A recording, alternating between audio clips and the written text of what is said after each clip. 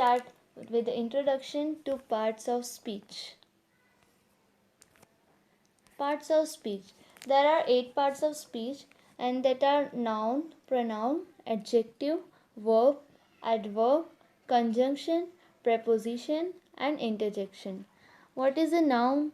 A noun is a name of place, animal or a thing. किसी भी person, place, animal या thing के name को noun बोलते हैं. Pronoun. Pronoun is a word used in place of noun. Noun की जगह जो word use किए जाते हैं, for example he, she, it, उन्हें pronoun बोलते हैं. Adjective. Describing word is called adjective. जो word किसी noun या pronoun को describe करता है उसे adjective बोलते हैं. Verb. Doing word is called verb. For example, running, walking, etc.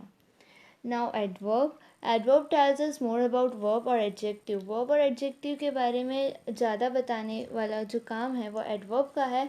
For example, quickly, slowly, etc. Conjunction. Conjunction is used to join words or sentences. किसी भी दो words या फिर sentences को join करने के लिए हम conjunction को use करते हैं. For example, and, but, or etc. Preposition. Preposition show relation between two things. Two things के बीच में relation बताने के लिए preposition use किया जाता है. For example, on, in, under, etc. Interjection. Interjection is an exclamatory word. For example, alas. What is a noun? A noun is a name of person, place, things, ideas and feelings. किसी भी person, place, things, ideas, feelings वो सबके name को हम noun बोलेंगे. Example, John is a clever boy. So इस statement में John and boy ये दोनों noun है. क्यों? Because John जो है वो person का name है and boy भी person का name है. Now second example, Mary Kom is a boxer. Mary Kom एक person का name है and boxer भी person है. Then honesty is the best policy. Honesty जो है वो एक idea है. So honesty भी एक noun है. Fourth, there was a huge crowd in the market. Crowd is also a noun and market is also a noun. Now types of nouns. There are 5 types of nouns: common noun, proper noun, collective noun, material noun and abstract noun. So common noun. Noun that name person, place or thing of same kind is called a common noun. किसी भी एक ही kind के person, place या thing का name हो तो उसे common noun बोलते हैं. For example, person. पर्सन के लिए एग्जाम्पल है boy, girl, teacher, doctor etcetera. इससे हमें पता बॉय हम बोलेंगे तो इससे हमें ये नहीं पता चलेगा कि हम किस बॉय के बारे में बात कर रहे हैं. टीचर बोलेंगे तो ये नहीं पता चलेगा कि कौन से टीचर के बारे में बात कर रहे हैं. सो ये एक कॉमन नेम हुआ, इसलिए इसे कॉमन नाउन बोलेंगे. Place, for place, river, country, town, village etcetera are common noun. And for thing, book, pen, table, chair etcetera are common noun. Now proper noun. Noun that name particular person, place or thing is called proper noun. किसी भी particular person, place या thing के name को proper noun बोलते हैं. For example, person Shruti, Rahul, Sachin, Alia etcetera. ये हम specify कर रहे हैं कि हम किसके बारे में बात कर रहे हैं, तो ये प्रॉपर नाउन में इंक्लूड होगा. Then place like India, Taj Mahal, Ganga, Himalaya. India एक कंट्री का नेम है तो हम स्पेसिफाई कर रहे हैं. ताजमहल एक प्लेस का नेम है, गंगा रिवर का नेम है एंड हिमालय माउंटेन का नेम है. Then think the Times of India. Times of India एक न्यूज़पेपर है जिससे हम स्पेसिफाई करते हैं कि कौन से न्यूज़पेपर के बारे में बात कर रहे हैं. Now collective noun. Nouns that name a group or a class of similar things or persons are called collective noun. किसी भी ग्रुप या क्लास जो कि सिमिलर थिंग्स का हो उसे collective nouns बोलते हैं. Examples, first, a team of players. बहुत सारे प्लेयर्स का ग्रुप होता है तो हम उसे टीम बोलते हैं. So team is a collective noun. Then second, a library of books. Books के ग्रुप को हम बोलेंगे library. Then third is a bunch of keys. बहुत सारी कीज़ होती है तो उसका एक साथ में ग्रुप होता है तो उसे हम बंच बोलते हैं. And 4 an army of soldier, soldiers के ग्रुप को हम आर्मी बोलते हैं. Noun, material noun. Noun that name material or substance that we see and touch is called material noun. जो भी material या substance जिसे हम देख भी सकते हैं and touch भी कर सकते हैं उसे material noun बोलते हैं. Examples: wood, clay, glass, gold, steel, cement, iron, etc. तो हम इजीली उसके नेम पे से पता लगा सकते हैं ये मटीरियल है, इसे हम देख भी सकते हैं एंड टच भी कर सकते हैं. सो ये मटीरियल नाउन है. Now abstract noun. Abstract noun, noun that name ideas or concepts, quality, feeling, some state or thing which cannot be touched or seen is called abstract noun. वो noun जिसे हम किसी आइडियाज़ या concept के बारे में पता लगा सकते हैं जो कि क्वालिटी हो, फीलिंग हो या कोई भी स्टेट हो या फिर ऐसी कोई चीज़ जिसे हम देख भी नहीं सकते एंड टच भी नहीं कर सकते, तो उसे एब्स्ट्रैक्ट नाउन बोलेंगे. Examples: sweetness, honesty, bravery, heat, love, anger, height, etcetera. आप इसमें देख सकते हैं कि हम एक को भी टच भी नहीं कर सकते एंड देख भी नहीं सकते, ये सब क्वालिटी होगी या फीलिंग होगी. नाउ अब हमारे पास है की पॉइंट्स, ये आपके लिए बहुत हेल्पफुल होंगे. Proper nouns are capitalized while common nouns are not. Proper nouns जो होते हैं हम उसे कैपिटल लेटर्स में लिखते हैं, वाइल कॉमन नाउन्स को हम लोग कैपिटल लेटर्स में नहीं लिखते. सेकेंड है collective nouns are treated as single unit. Collective nouns के एक सिंगल यूनिट होता है, मतलब सिंगुलर में हम इसे यूज़ करते हैं, प्लूरल में यूज़ नहीं कर सकते. Third is collective nouns can be used as common nouns. Common nouns के तरीके कलेक्टिव नाउन्स को यूज़ किया जा सकता है.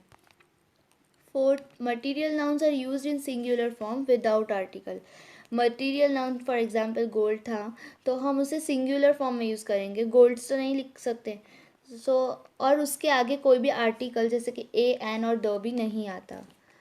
Then fifth, material nouns can be touched और seen while abstract nouns can not. Material nouns को हम टच भी कर सकते हैं, देख भी सकते हैं, वाइल एब्स्ट्रैक्ट नाउन को हम टच भी नहीं कर सकते एंड देख भी नहीं सकते. ना भूलना. So first of all, what is the definition of pronouns? Words used in place of nouns are called pronouns. वो words जो कि nouns की place पे use किए जाते हैं उन्हें pronouns बोलते हैं.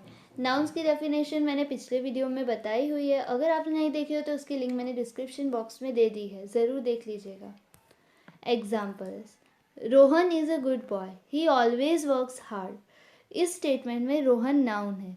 अब ये नाउन की जगह पे हमने एक वर्ड यूज़ किया है जो कि उसे रिप्लेस कर रहा है, तो ये वर्ड ही है, तो इसे हम प्रोनाउन बोलेंगे.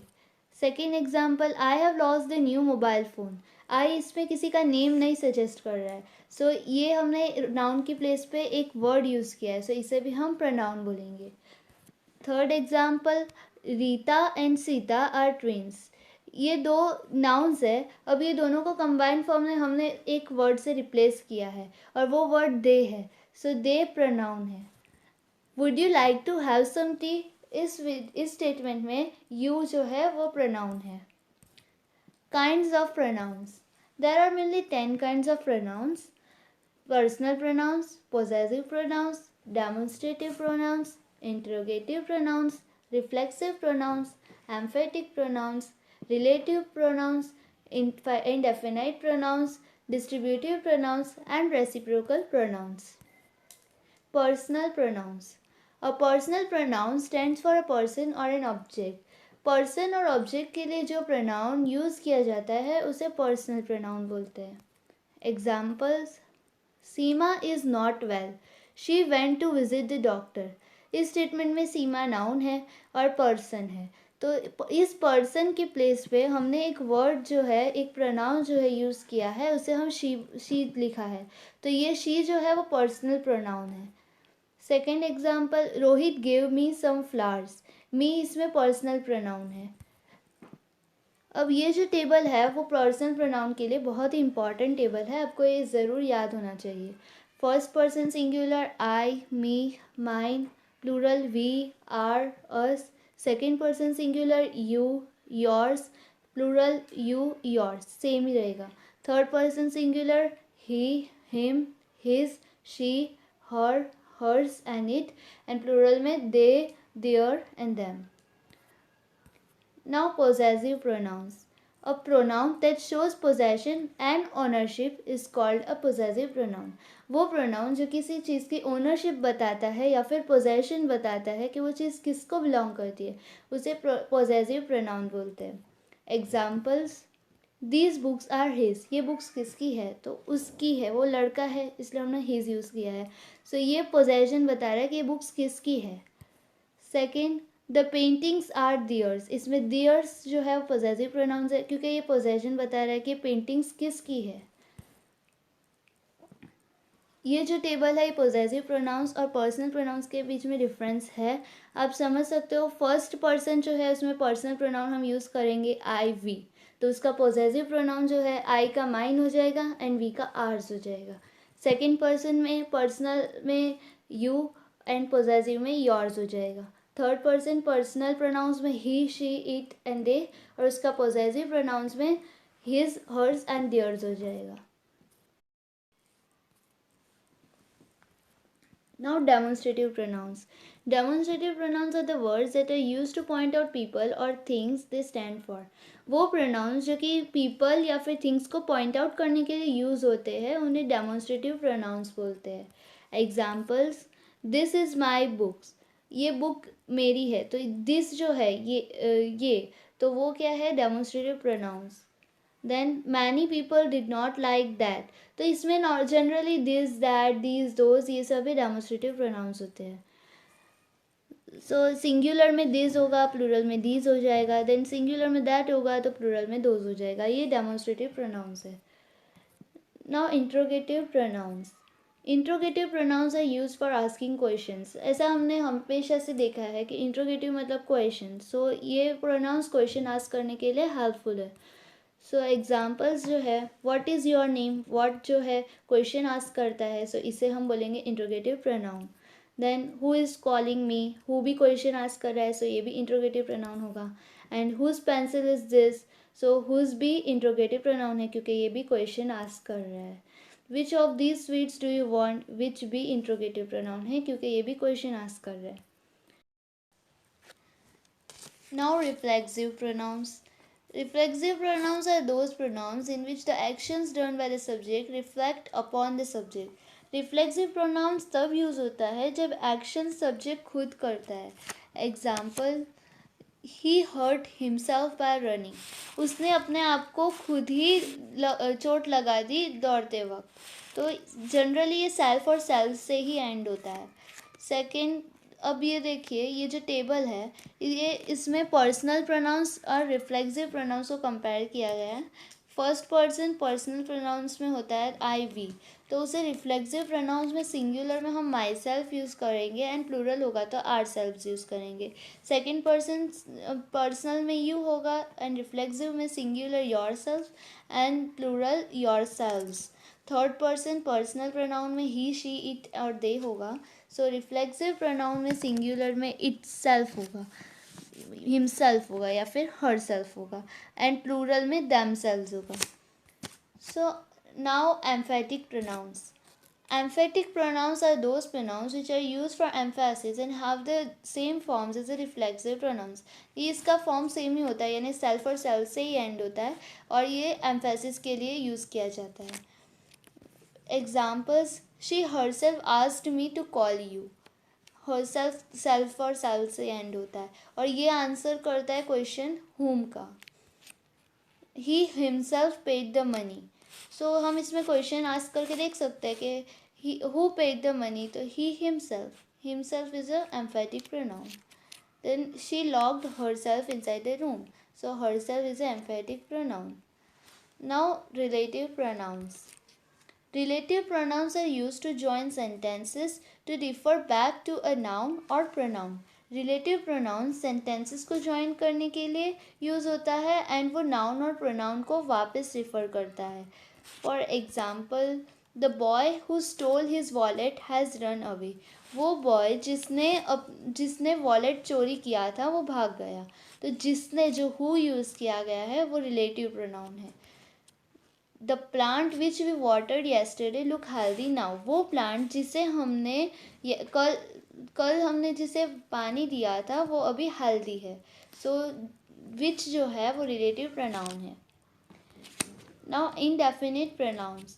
Indefinite pronouns refers to person or things in general rather to a specific person or thing. General person और things के लिए indefinite pronouns refer किए जाते हैं, उसे किसी को specify नहीं किया जाता। Examples: everybody knows that she is a good singer. तो everybody जो है वो generally यूज़ किया जाता है, वो किसी एक जन को या फिर एक चीज़ को specify नहीं करता है। Then when I joined my new school I did not know anybody. Anybody भी जो वर्ड है, जो प्रोनाउन है, वो किसी को स्पेसिफाई नहीं करता है। सो ये भी इंडेफिनिट प्रोनाउंस है। देन दूसरे अदर एग्जाम्पल्स जो है वो ऑल, एनी एंड सेवरल है, जो कि किसी को स्पेसिफाई नहीं करते, इसीलिए उन्हें इंडेफिनिट प्रोनाउंस बोलते हैं। Now distributive pronouns.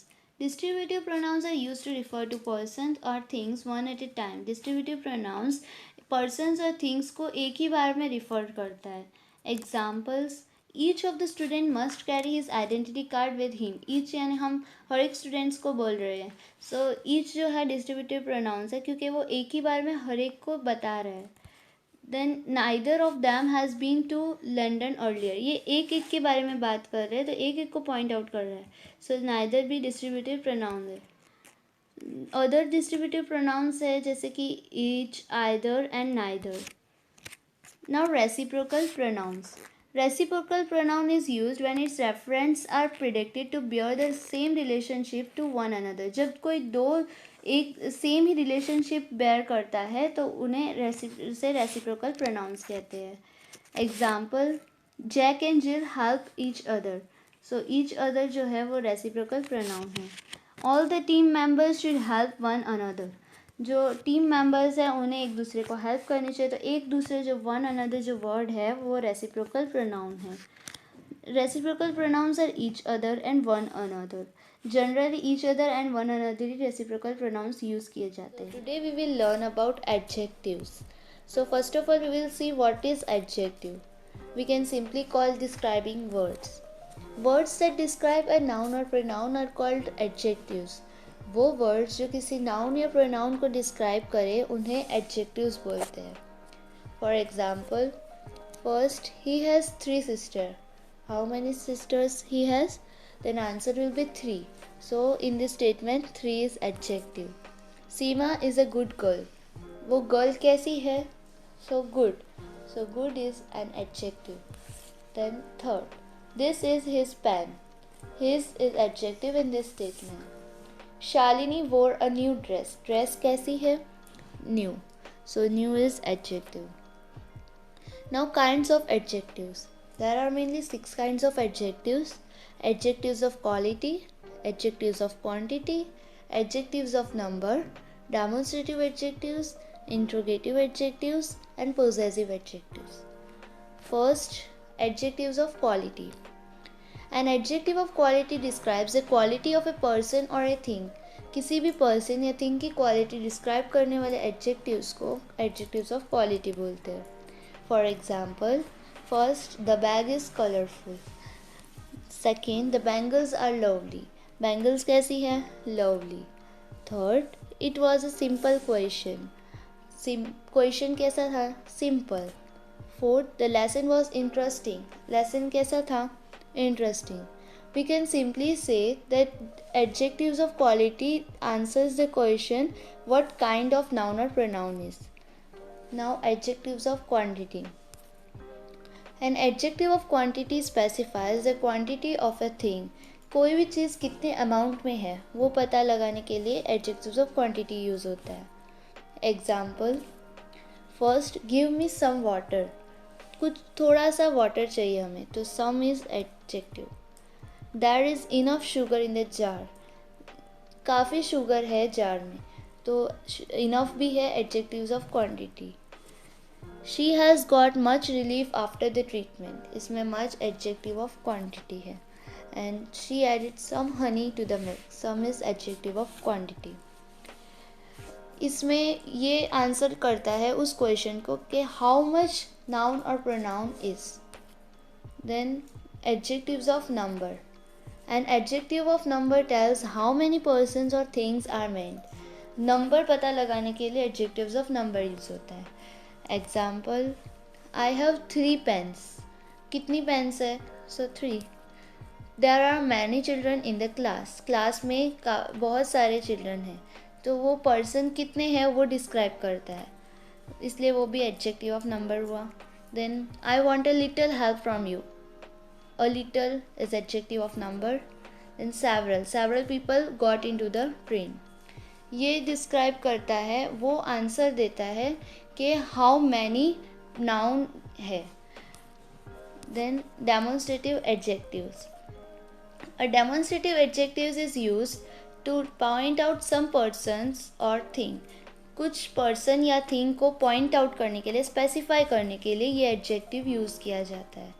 Example, such players always play for the team. ये किसी एक ग्रुप के पर्सन को डिस्क्राइब कर रहा है, इसलिए वो सच जो है वो एडजेक्टिव है, demonstrative adjective. Then these bikes are not park properly. This is adjective. I could not answer this question. This is demonstrative adjective. And that house needs a repair. That is also demonstrative adjectives. This answer the question which one. Now interrogative adjectives.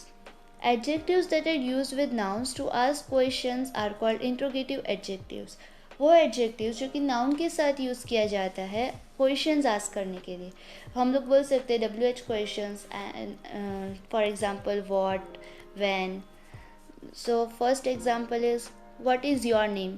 What is interrogative adjectives? Then whose book is this? Whose is adjective, interrogative. Then which is your favorite festival? Which is interrogative adjective. Now we will learn possessive adjectives. A possessive adjective shows possessions or belonging. किस वो noun किसका है, उसको कौन belong करता है वो बताने के लिए possessive adjectives यूज़ किया जाता है. Examples, your bike is new. Your means तुम्हारा, तो तुम्हारा क्या है? possessive adjective. Then our school is closed today. Our is possessive adjective. Her house is near the post office. Its tires are big. Her and its are also possessive adjectives.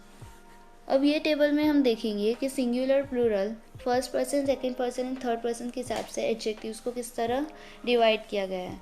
So first person singular my and plural our. Second person singular your and plural be your. Third person singular his, her, its and plural their. A verb is a word that denote an action, the condition of the subject or what is possessed by the subject.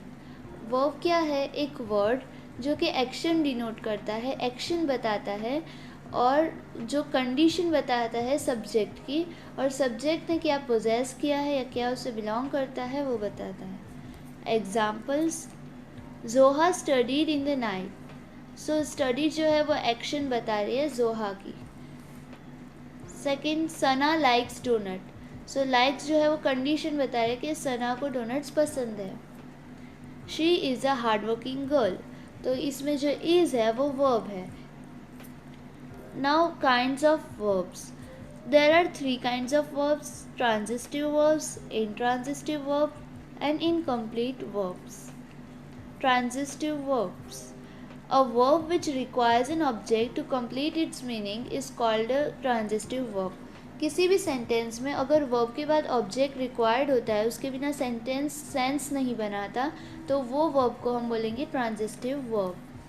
Examples, she kept the money carefully. So इसमें जो object है वो money carefully. सो अगर हम ये kept के बाद ये नहीं लिखेंगे ऑब्जेक्ट को, तो ये सेंटेंस इनकम्प्लीट होगा.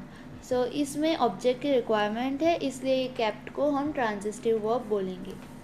Second, the little boy is flying a kite. इस फ्लाइंग ओनली हम लिखेंगे तो हमें पता नहीं चलेगा कि किसके बारे में बात कर रहे हैं. सो इसमें जो ऑब्जेक्ट अ काइट है वो लिखना ज़रूरी है. सो इसे भी हम ट्रांजिटिव वर्ब्स बोलेंगे.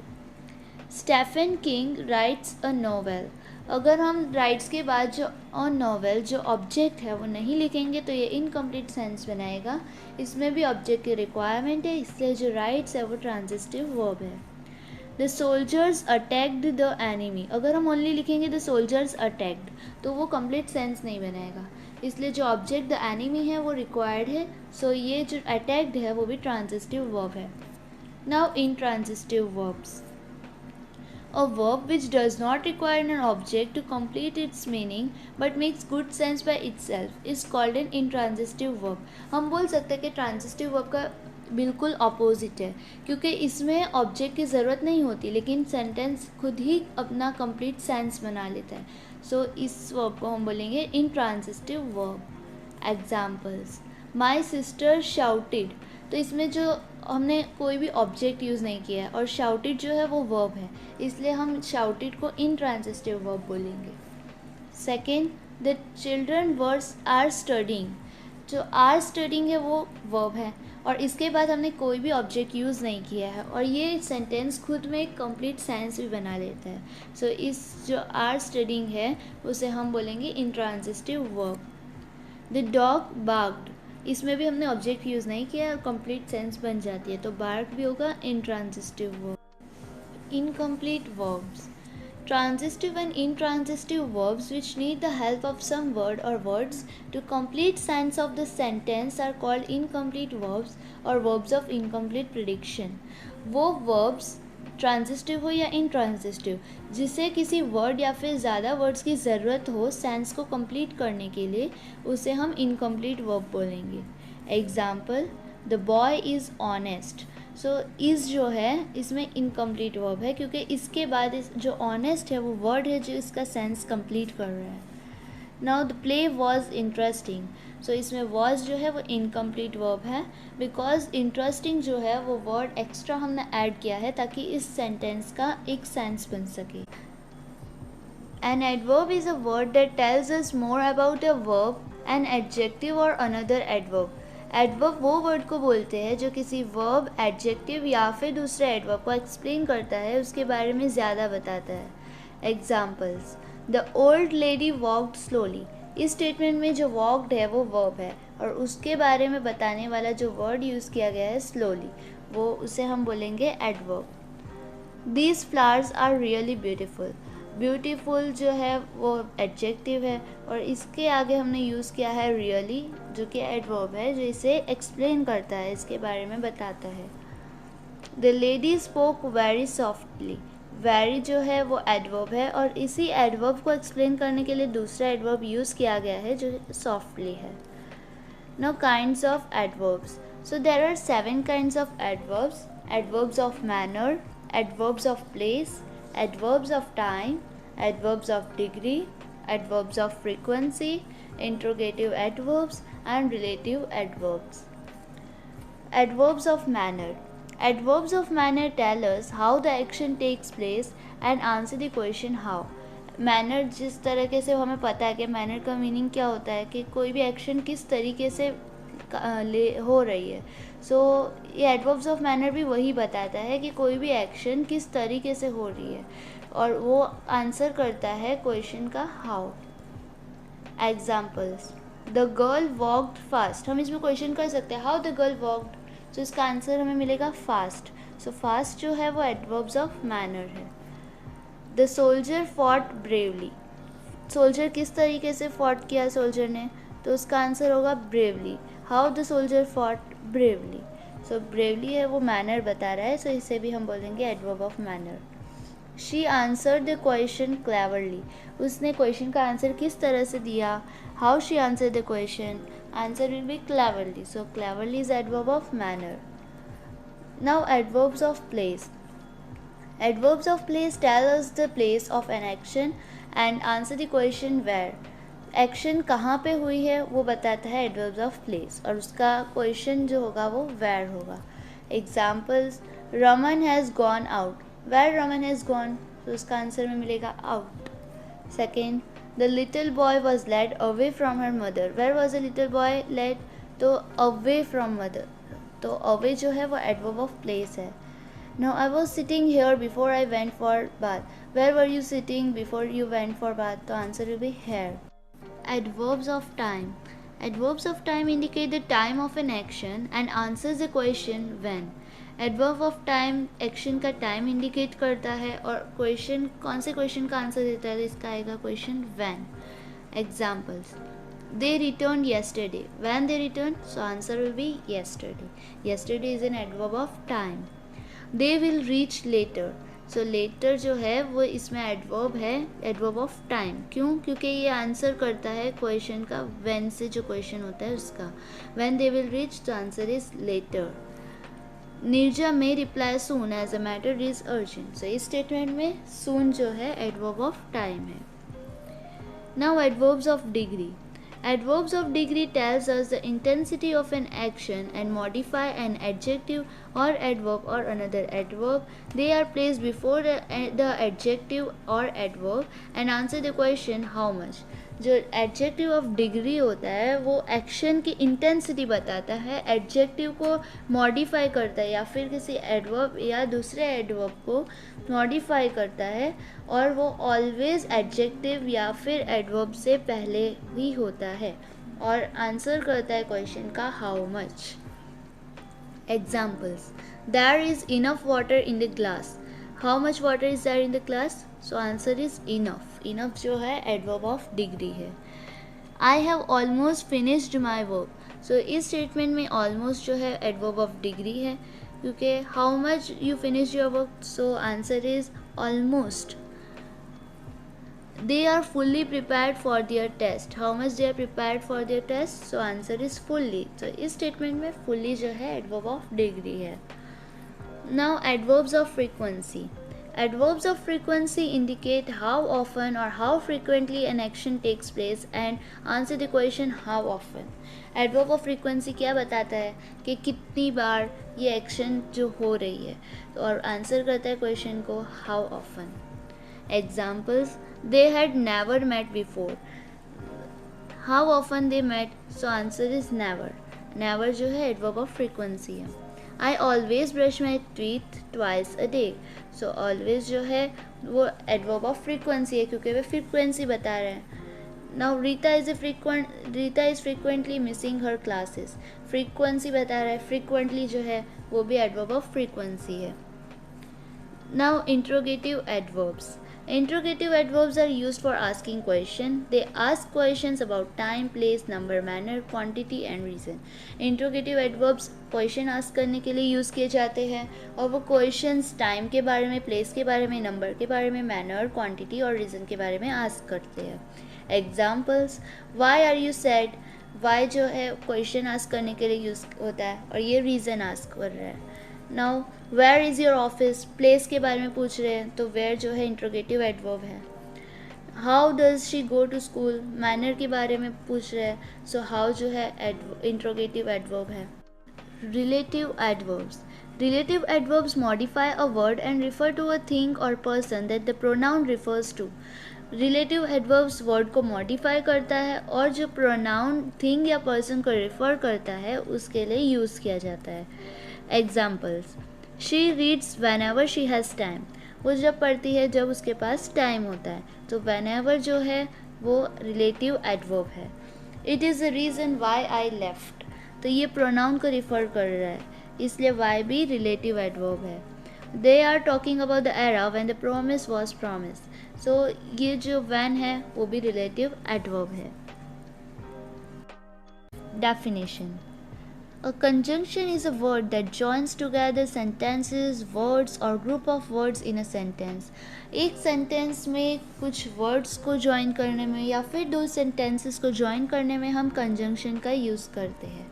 Examples, I like both mango and watermelon. So जो एंड हमने यूज़ किया है वो कंजंक्शन है क्योंकि ये दो वर्ड्स को ज्वाइन कर रहा है, दो सेंटेंसेस को ज्वाइन कर रहा है. The girl is honest but the boy is dishonest. But जो है ये दो सेंटेंसेस को ज्वाइन करने के लिए यूज़ किया गया है, तो बट भी कंजंक्शन है. डू यू वॉन्ट टी और कॉफ़ी. सो और जो है वो भी कंजंक्शन है. Now kinds of conjunction. There are mainly 3 kinds of conjunction. coordinating conjunctions, correlative conjunctions and subordinating conjunctions. तो एग्जाम्पल अंदर मैंने दिए हुए हैं कोऑर्डिनेटिंग कंजंक्शंस के and but or nor neither for yet still so. Correlative conjunctions के example both and not only but either or neither nor. Subordinating conjunctions के example because therefore while although though whereas when until before if. So first, coordinating conjunctions. Coordinating conjunctions join two simple sentences together. कोई भी दो simple sentences को join करने के लिए हम coordinating conjunctions का use करते हैं. These include words like and, but, or, nor, neither, for, yet and still. ये सारे जो words हैं हम use करते हैं conjunctions के तरीके. Examples: he is lazy but smart. इसका हम दो सेंटेंस कर सकते हैं. He is lazy, he is smart. तो अब उसको ज्वाइन करने के लिए हमने बट यूज़ किया, जिसकी वजह से हमने ही इसको वन टाइम ही लिखा. He is lazy but smart. Now second, the boy is a good singer and dancer. तो दो सेंटेंस को ज्वाइन करने के लिए हमने एंड को यूज़ किया. Water the plants every day और दे विल डाई. रोज़ पानी दो वरना ये मर जाएंगे. तो और जो है वो कंजक्शन है coordinating conjunction. Correlative conjunctions. Correlative conjunctions join words, group of words or sentences. They join similar facts or statement. Similar fact या statement को join करने के लिए words को join करने के लिए भी यूज़ हो सकता है या फिर sentences को भी join करने के लिए यूज़ हो सकता है. उसमें examples है both and, not only, but also, either or as. Examples: Naina is not only proud but also very rude. So not only और but also जनरली ये ग्रुप में यूज़ किया जाता है, पैर में यूज़ किया जाता है. सो नॉट ओनली और बट ऑल्सो ये क्या है, correlative conjunction. Vaibhav is well but Nisha is sick. So Vaibhav is well one sentence है, सेकेंड सेंटेंस है निशा इज़ सिक. वो दोनों को ज्वाइन करने के लिए हमने बट को यूज़ किया है जो कि कोरिलेटिव कंजंक्शन है. Priyank is a good worker as well as a good human being.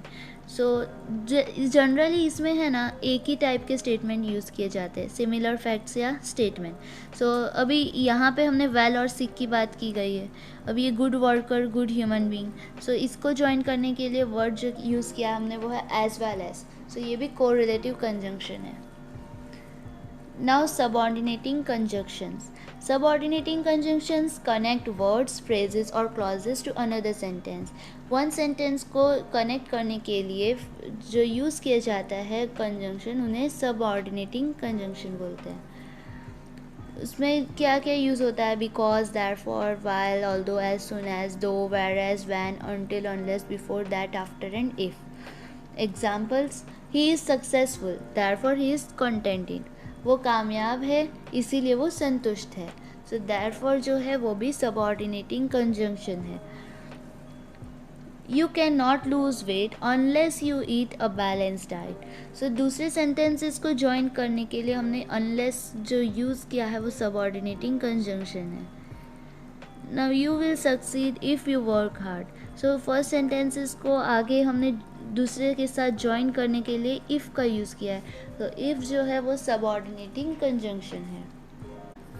Definition: a preposition is a word often placed before a noun और pronoun to show its relation with some other word in a sentence. One sentence में हम preposition use करते हैं जो कि noun या pronoun के पहले यूज़ होता है और उससे हमें रिलेशन पता चलता है. Example: the dog is under the table. So जो डॉग है वो कहाँ है तो उसका रिलेशन हमें पता चलता है अंडर. अंडर जो है वो प्रपोजिशन है. Calendar is on the wall. On जो है वो प्रपोजिशन है. Orange juice is in the जग. तो इस स्टेटमेंट में इन जो है वो प्रपोजिशन है. The king ruled over a vast kingdom. Over है वो प्रपोजिशन है. Types of preposition. There are three types of prepositions: preposition of place, prepositions of time, preposition of directions. So first, preposition of place. Preposition that gives us information about the place, location or position of a noun or pronoun in relation to something else are called preposition of place. वो preposition जो किसी place या location के बारे में या फिर noun या pronoun की position के बारे में information देते हैं किसी और के relation में, so उसे हम बोलेंगे preposition of place. Examples: in, at, on, between, among, above, across, below, under, beside, by, behind. ये सब जो है preposition of place है क्योंकि ये place के बारे में information देते हैं. Her friends live at Sultanpur. कहाँ पे रहते हैं? तो at यूज़ किया हमने. जो at है वो preposition of place है. Rohit was studying at Mathura in UP. So at और in place के बारे में बता रहे हैं इसलिए वो preposition of place है. Now preposition of time. Preposition of time indicates time or duration. Preposition of time time और duration बताने के लिए यूज़ किया जाता है. Examples: I reached the school at 7 AM. तो जो 7 AM टाइम है अब उसको बताने के लिए हमने वर्ड यूज़ किया है, preposition यूज़ किया है at. तो ये जो होगा वो preposition of time होगा. She is sleeping since morning. Morning से वो सो रही है इसलिए since जो है वो preposition of time है. Men hunted animals in ancient times. And in ancient times जो times यूज़ किया गया है इसलिए उसके आगे हमने जो preposition in यूज़ किया है वो preposition of time है. I will finish my work by 8 PM. इसमें भी time के लिए यूज़ किया गया है, so by भी जो है वो preposition of time है. Now preposition of direction. Preposition of direction give us information about the direction or movement of persons and things. Preposition of direction किसी भी direction के बारे में या movement के बारे में बता रहा है. Examples: Rahul jumped over the fence. Fence के ऊपर से jump किया. So ये जो हुआ position के बारे में, movement के बारे में बताया. Now I am going to office now. To जो है preposition of direction है. He walked into the room. ये भी direction बता रहा है इसलिए into भी preposition of direction है. He is known all over the town. Over भी direction के लिए यूज़ होता है, movement के लिए यूज़ होता है, इसीलिए हम बोलेंगे over को भी preposition of direction. Interjection. What is the definition of interjection? Interjection are words that express sudden feelings, greetings or surprise. Sudden feelings, greetings और surprise को express करने के लिए interjection यूज़ किया जाता है. वो उसे हम exclamatory word भी बोल सकते हैं. Examples: Oh, I have lost my phone. इसमें हम sorrow बता रहे हैं और इसलिए हमने oh यूज़ किया है जो कि exclamatory word है. इसे हम interjection बोलेंगे. Wow, such a beautiful plant. वाव है ये भी हमने सरप्राइज़ के लिए यूज़ किया है इसे भी हम इंटरजेक्शन बोलेंगे. हुश, द बेबी इज़ स्लीपिंग. हम सबको चुप करा रहे हैं इसे हम एक्सक्लेमेशन के साथ यूज़ कर रहे हैं, सो ये भी इंटरजेक्शन है. Some common interjections and feelings they express are alas. Alas हम ग्रीफ के लिए यूज़ करते हैं. हुर्रे हम जॉय एक्सप्रेस करने के लिए यूज़ करते हैं. ओह, सैडनेस या वंडर एक्सप्रेस करने के लिए यूज़ करते हैं. सरप्राइज़ या एंगर के लिए हम व्हाट यूज़ करते हैं. In an indication to someone to be quiet, किसी को चुप कराने के लिए हम हुश यूज़ करते हैं. आई होप आपको ये वीडियो अच्छी लगी हो. अगर आपको ये वीडियो अच्छी लगी हो तो इसको लाइक, शेयर एंड सब्सक्राइब ज़रूर कर दीजिएगा.